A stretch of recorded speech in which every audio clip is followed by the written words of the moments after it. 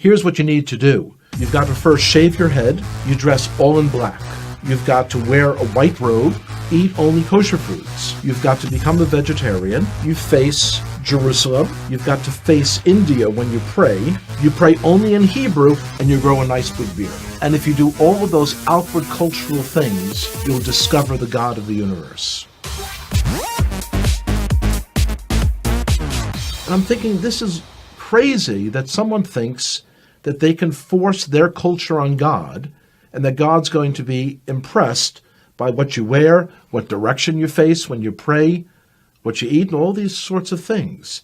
It seemed to me that if there was a God out there who could be known, he should be able to be recognized no matter where I face, no matter how I'm dressed, because he's God. Growing up, we always understood that we had our Bible and the Gentiles had their Bible, the New Testament, and that they were two completely separate books. Because the only people I knew who were believers in Jesus were all people in our public school who were Italian Catholic, I imagined that Jesus was Italian. And so the understanding that he's actually Jewish was a shock. And then to hear that the New Testament was written by Jews, I couldn't believe it. My expectation was that the New Testament was like my grandparents had told me. It was a book on how to persecute the Jews, and it's something you should stay away from.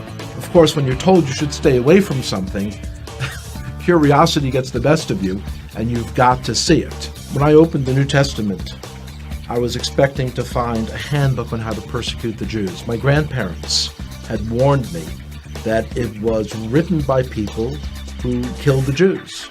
That's what I was expecting to see, and yet when I'm opening it, I'm reading a story written by Jews about Jewish people. The New Testament was a fascinating book. And so as I opened this book in the library, I kind of looked around, made sure that none of my friends had seen me taking a Christian Bible off the shelf. And I opened it. Here's the first sentence. It says, "This is the genealogy of Jesus the Messiah, the son of David, the son of Abraham." So 3 people are mentioned, and they're all Jewish. I was very shocked.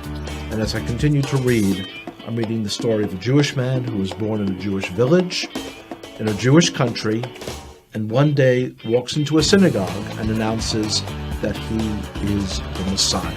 The more I read the words of Jesus, the more I became attracted to him. It was as beautiful as anything I had ever read in any other part of the Bible. As I came to faith that Yeshua, that Jesus was the Messiah, it was clear that that was the most Jewish thing I could do. This is not the person who's a renegade to our people. This is the one who was promised in our Bible, the 53rd chapter of Isaiah.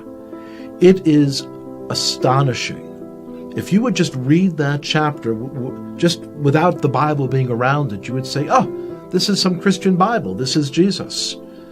When you realize, though, that it's in the middle of our Bible, our Jewish Bible. When I first came to faith, I dared not tell my father, because this is a time period in the 1970s when there were lots of gurus and cults, and he was very concerned about me getting involved in some crazy sect and going off someplace. So I waited for months, and when I finally told him, he was very skeptical. On his own then, he started to read about Jesus as well. About 1.5 years later, I told him that the fellow who wrote one of the books that he had read, that this fellow was giving a lecture in the city of New York. And he agreed to come out to hear that person. And one of the most amazing moments of my life was the speaker said, "Would everyone here who is a Jewish believer in Jesus, would you raise your hand?" And I raised my hand. My father also raised his hand. And I looked over and I said, "Pop," he didn't say would all the Jews raise their hand. He said, would all the Jewish believers in Jesus raise their hand? And my father looked over and he said, yes, I heard what he said. The decision to come to faith in Jesus as the Messiah was not something that was a momentary lark. It wasn't something that was a passing fad. And I could see changes in myself that I knew were not from within myself. I had kind of tapped in to a truth for our Jewish people that was very powerful.